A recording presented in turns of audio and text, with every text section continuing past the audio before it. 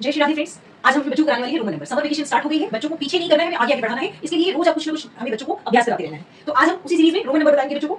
1 से लेकर 100 तक की काउंटिंग रोमन नंबर में कैसे लिखें, बहुत आसान है। सेकंड क्लास से लेकर करीब 5th क्लास तक रोमन नंबर्स आते हैं, इसके सवाल आते हैं। तो देखते हैं कैसे करेंगे। 1, 5, 10, 50 और 100 यहाँ पे आप नंबर्स देख रहे हैं।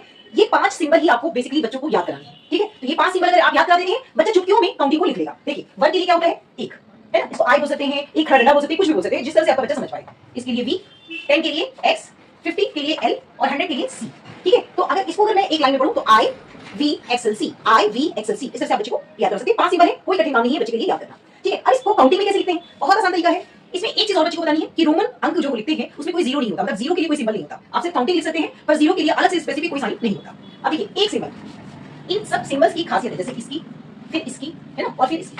इनकी खासियत क्या है, I, X और C की, ये 3 कदम तो आगे चलते हैं, है ना, 3 स्टेप। कितने स्टेप चल सकते हैं, 3 स्टेप आगे चलते हैं, और एक स्टेप, जब 3 स्टेप आगे चल लेते हैं उसके बाद जो नंबर आएगा उसमें ये पीछे हो जाते हैं, यानी आने वाले साइन के साथ ये एक माइनस हो जाएगा, पीछे हो जाएंगे, ठीक है। यहाँ प्लस में है और यहाँ माइनस है, तो थोड़ा समझते हैं, है ना। आपको कठिन लग रहा हो तो पहले 1 से 10 तक देखते हैं।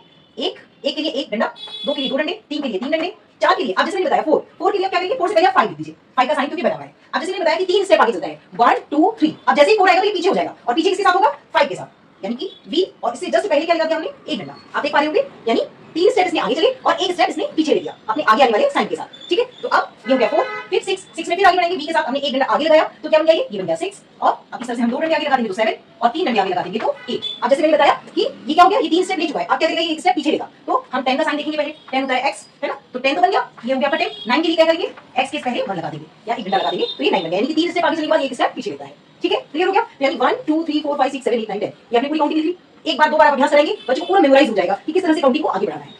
ये 3 स्टेप बच्चा आगे चलेगा, फिर एक स्टेप पीछे चलेगा। आप इसको जमीन पे भी बना के दिखा सकते हैं बच्चों को एक्टिविटी के जैसे इस समर वेकेशन में, ठीक है। अब देखिए 20 के लिए क्या होगा, 2x लगा दिया, x होता है तो 2x हो गया, तो मतलब 2x लगाए यानी 20, 3x लगाए तो 30 हो गया। अब जैसे मैंने बताया 50 के लिए क्या करेंगे, l लिख देंगे, और 40 रह गया तो क्या हुआ, l के जस्ट पहले, क्योंकि ये 3 कदम आगे चल चुका है तो अब ये आगे नहीं जाएगा, इसको हम पीछे ले लेंगे l के, तो x हो गया यानी 40 हो गया।